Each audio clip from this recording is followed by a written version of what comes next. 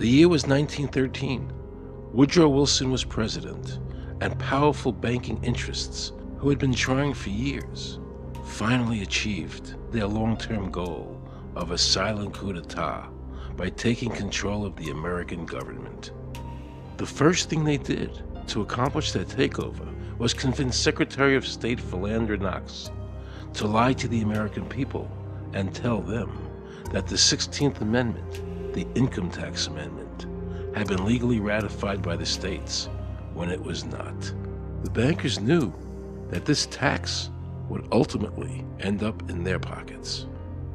Because of this fraud, the American people were led to believe there was now a tax on their labor. Congress and the President are completely aware of this fraud, and it was even cited in a recent court case.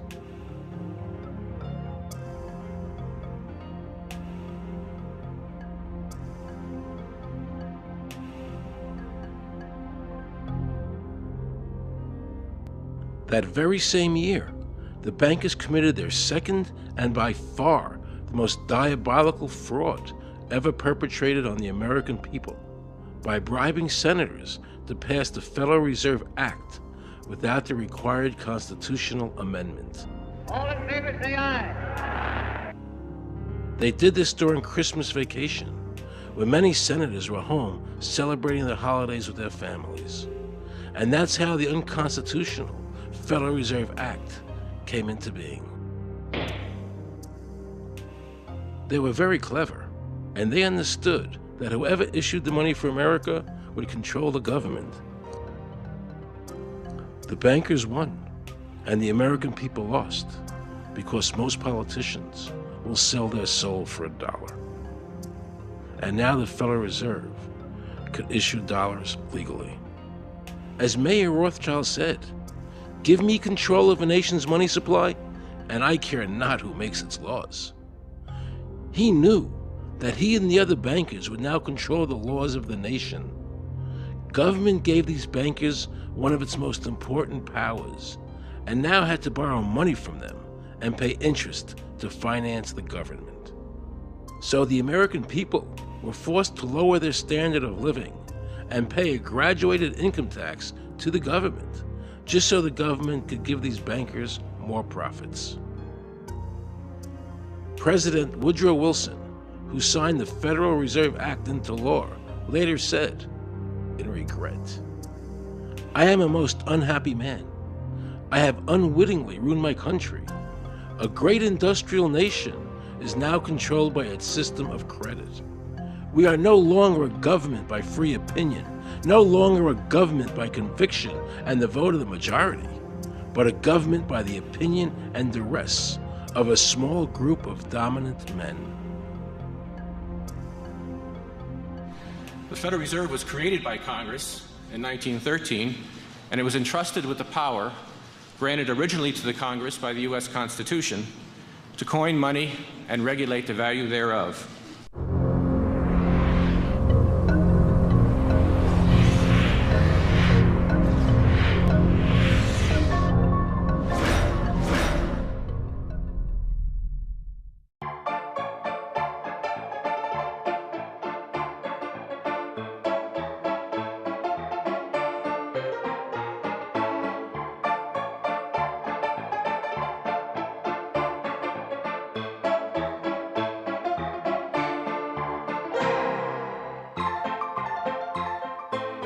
What's your name?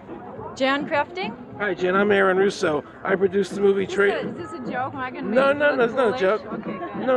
No. I produced the movie Trading Places with Eddie Murphy and The Rose with Bette Midler, many movies, and I'm doing a feature film.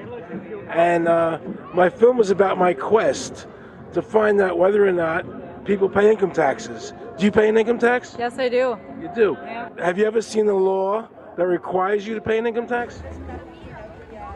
Have I ever read it? You mean in the page, black and white? No, no. So you pay the income tax, I assume? Of late. Well, actually, no, I didn't file last year, but Okay. I'm sorry, is this on film? No, I paid my taxes. My question to you is, have you ever seen a law that says you have to pay an income tax?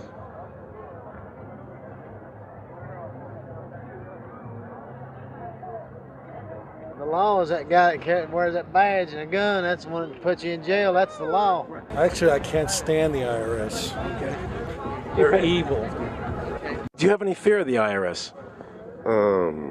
Not really, because I'm Canadian. I think it's actually unconstitutional, is what I've heard. Right.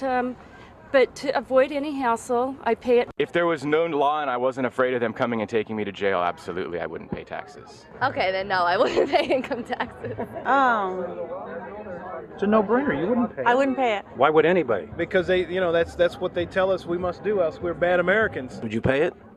No. Would you pay it? No. Why would you pay taxes if you're an actor?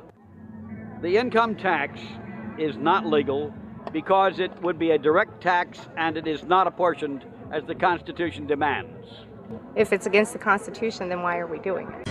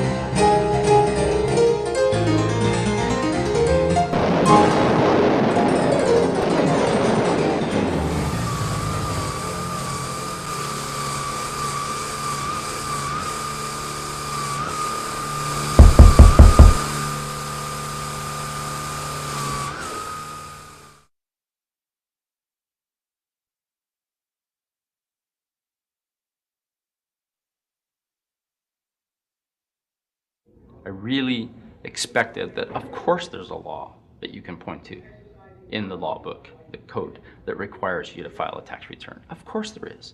Maybe I don't know what it is right then as he was speaking to me, but sure. So naively, I agreed to go off and research it and get back to him. 3.5 months later, I was at that point where I couldn't find the statute that clearly made a person liable, at least not me and most people I know. And I had no choice in my mind except to resign. I had to leave the IRS because I presented evidence that I had accumulated indicating that the agency was violating the law and violating people's rights. And I asked the agency for a response to my sincere concerns. And the answer I got was that they would not respond to my concerns and that they would provide me with the paperwork necessary to tender my resignation. But We the People Foundation for Constitutional Education put a full-page ad in the USA Today on July 7th, 2000. And within the body of that ad was a $50,000 challenge for anyone that could show the law. And to me, $50,000 is a lot of money. So I went after that and did the research based on the fact that I thought, let's put this baby to bed. I'm hearing all these rumors. I'm going to kill 2 birds with 1 stone. I'll answer these people's questions that are asking me, and then I'll win this $50,000. And, based on the research that I did throughout the year 2000 and that I'm still doing, I have not found that law. I've asked Congress, we've asked a lot of people in the IRS commissioners, helpers. They can't answer, because if they answer, the American people are going to know that this whole thing is a fraud. I was surprised to hear these highly trained and decorated IRS agents telling me there was no law requiring American citizens to file a 1040 or to pay an income tax on their labor. I haven't filed an federal income tax return since I left. I have not filed a tax return since 1999. Approximately 67 million people don't file an income tax return. I made a decision to go to Washington so I could attend the We the People Foundation press conference. They were going to serve a class action lawsuit on the IRS, signed by over 3,000 people, because the IRS has refused to show the law that makes Americans liable to file a 1040 or to pay an income tax on their labor. I was very curious as to why the IRS refused to show the law, as it seems such a simple thing to do. Yet I was skeptical about the Foundation's claims. There had to be a law, right? I mean, we've all been told over and over and over again that we had to pay income taxes. No answers, no taxes. No answers, no taxes. No answers, no taxes. Most people believe that the income tax system is legal and that the revenue from the tax is used in the public interest. However, there is a substantial, conclusive body of evidence that proves that our income tax system represents the most pernicious form of tyranny. It is the greatest hoax ever perpetrated by government against the working men and women of America.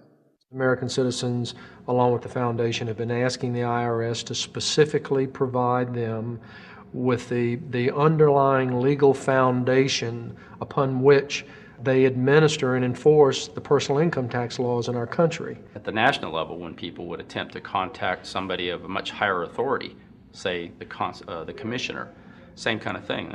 They would get answers that were in effect non-answers. There are a group of people standing outside today who assert that no law requires you to pay taxes and that you will not answer their petition to the government as to whether they're required to pay taxes. Are they required to pay taxes? I've been paying my taxes ever since I had my first job, and I think it's a fundamental construct of our nation that those of us who expect and demand the services from our government that the government provides, be they the protection of our country through the military, or be they the education of our children, or be they the protection of our environment, that we must pay for those services. So yes, I think there is a fundamental obligation, and that it's an understood and well accepted one.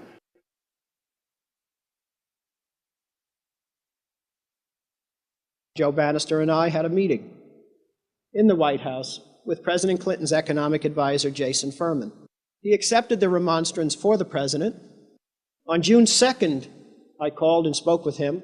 His words were, "We have decided that the issue of the legality of the income tax is not a high priority matter for the White House, and we will not be participating in any conference on the subject."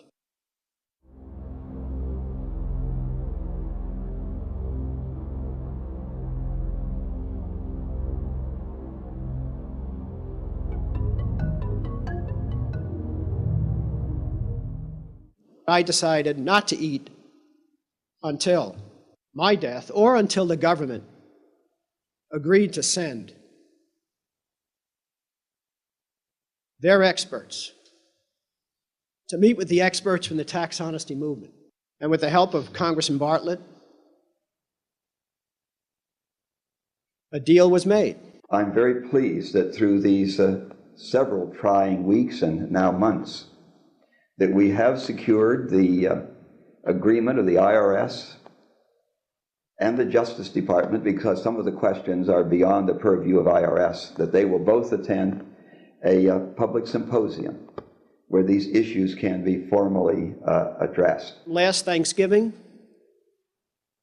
DOJ and IRS notified Congressman Bartlett that they would not participate. Congressman Bartlett then waited until late January. He informed me that he would not be participating. Why do you think you've been able to get away with not paying or filing your income taxes for so long? Well, first of all, I've not gotten away with anything. I'm not hiding from anyone. I'm simply asking the IRS to show me the laws that apparently require me to do these things, and they are suspiciously reticent to answer questions from me, and of course there are millions of other people, many other organizations who have attempted to get answers. They act very suspiciously when asked to simply sit down at the table with the American people and discuss what their obligations are. Rather than pulling up a chair, they pull out a club. As a matter of fact, David K. Johnston of the New York Times asked Terry Lemons of the IRS, "Why won't the IRS answer the questions set forth in the petitions from the American people?" Mr. Lemons' response was, "The government is answering the questions through enforcement actions in the courts." This is a very chilling remark on the government's use of brute force instead of civility and logic. The federal government itself refuses to provide the American people who are coercively being subjected to this extraction of their private property without any underlying legal justification. There is no law that requires the average American worker in the private sector to pay a direct, unapportioned tax on their labor and compensation for services. There is no law. The march will stop in front of the IRS building. They are now going to serve a class action lawsuit on the IRS. Very courageous. My name is Charles Bell, and I'm here to serve this complaint on behalf of the American people to the Internal Revenue Service. The complaint is accompanied by an affidavit that's under the hand of Robert Schultz. Case was served. We'll call you with the case number. Case has been filed. We'll call you with the case number. Thank you. Okay, thank you. We appreciate your time. America, baby! Freedom! Today, effectively, the people have said to their servant government that that our rights are not going to be any longer denied, and that we're going to have answers to our petition, our legitimate, lawful petitions for redress of grievances, which are guaranteed in the First Amendment to our Constitution. So once and for all, we will get an answer. On August 31st, 2005, federal judge Emmett Sullivan ruled, the government does not have to answer the American people's questions, even though it is guaranteed in the First Amendment. Our courts have made a decision that government does not have to show the law that it enforces. And the press never reported on this. Have we given this judge the authority to overrule the Constitution, the very foundation of American life?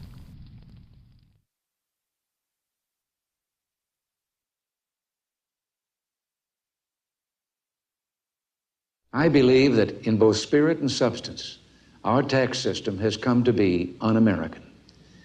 Death and taxes may be inevitable, but unjust taxes are not. The country's taxes must be fixed, and I know what to do with it. If you think you're paying too much now, just wait till I get through with it. Now, Mr. Hanley, I'd like to ask you something. What does the government do with all the money we give them in taxes? When President Reagan was elected, one of the first things that he did was appoint a blue ribbon panel of business people headed by Peter Grace, and is commonly referred to as the Grace Commission. And their job was to research all the various areas of the federal government and make a report. One of the quotes from the Grace Commission is, 100% of what is collected is absorbed solely by interest on the federal debt. All individual income tax revenues are gone before 1 nickel is spent on the services taxpayers expect from government. If we pay the salaries of the congressmen and the senators, we're supporting them, aren't we? Well, yes. Yeah. Well, then why can't we list them as dependents and deduct them? We've been brainwashed. People have been told, that you need this income tax system to fund government, which is absolutely ridiculous. I mean, my question is, well, if that's true, how did we fund government from 1776 to 1913? The main purpose of the income tax is not to raise revenue, but to redistribute wealth and to control society. A lot of people might say, well, gee, if there wasn't an income tax, what would happen to education? They don't understand that education is paid for the most part, out of state and local taxes, your property tax. People might say, well, how are we going to build and maintain our highways? If there's no money coming into the government, we need our highways. There is a tax on every gallon of gasoline that people buy. Proceeds from the income tax do not pay for highway construction. The amount of money that we spend on defense is exactly equal to the amount of corporate income tax, which is quite legal and quite constitutional. I think we should not want the income tax for several reasons. One is that it is the instrument of totalitarianism. It is the means by which the government can manipulate people and put you into a condition of servitude. Every year you give the federal government a form that says, here's how all my money worked. If you lie, you could go to prison. So you're required to give them a financial statement that under, the force of law could put you in prison if it's not impeccable, right? And under the law, they're supposed to do the same. They're supposed to give you back a financial statement that says, here's what we did with your money, except you comply and they don't. In fiscal 99, the Department of Defense had 1.1 trillion of undocumentable adjustments.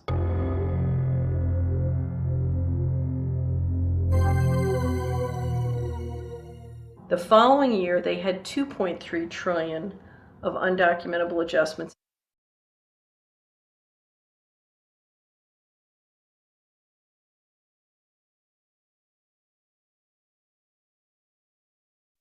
I decided to call the IRS. I spoke to Anthony Burke in Media Relations. He was very nice to me, and I explained to him that I was an award-winning film producer and that I was doing a documentary on the IRS. He seemed a bit stunned by this, then explained to me that Commissioner Everson nor anybody else would go on film to discuss the income tax. But he did say he would call me back. I thanked him for that, but I couldn't help wondering, why was the government making it so difficult for people to see the law?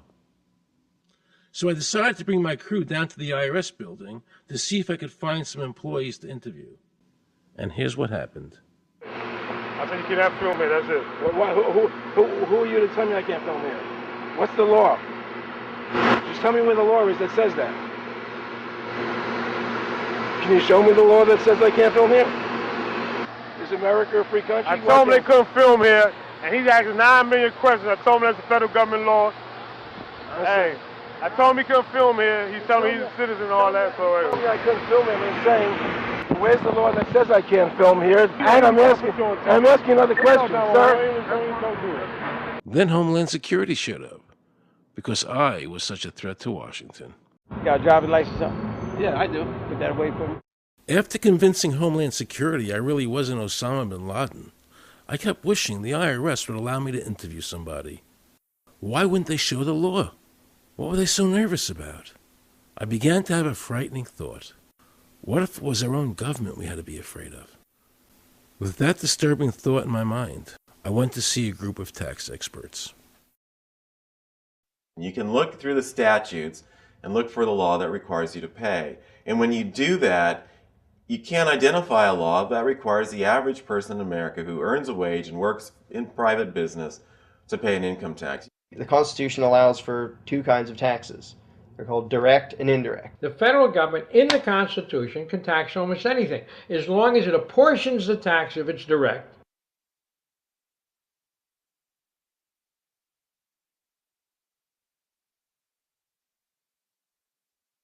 The indirect tax is, for example, an excise tax. I can avoid the excise tax on gasoline. I can choose to ride my bicycle.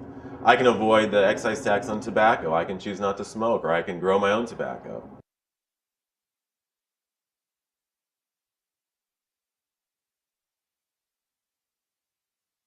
The income tax which is being applied now doesn't meet the criteria of either direct or indirect taxes.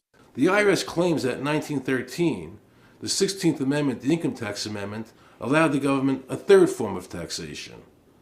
What was the Supreme Court's ruling on that? The Supreme Court in the case of Stanton versus Baltic Mining. I mean, what could be clearer than this?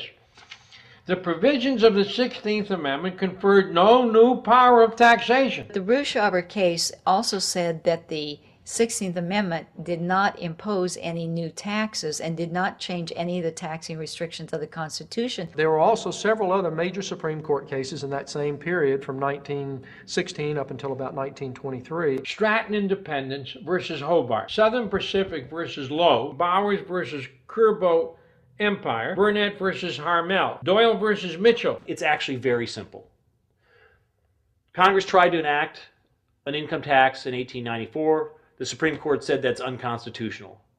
When the Supreme Court says something is unconstitutional, it's unconstitutional. They tried again in 1913, and the Supreme Court said the 16th Amendment conferred no new power of taxation. So, if they didn't have it then, and they didn't get it, they don't have it. There is no constitutional basis for a tax on the wages of Americans living and working in the 50 states of the Union. Period. End of argument.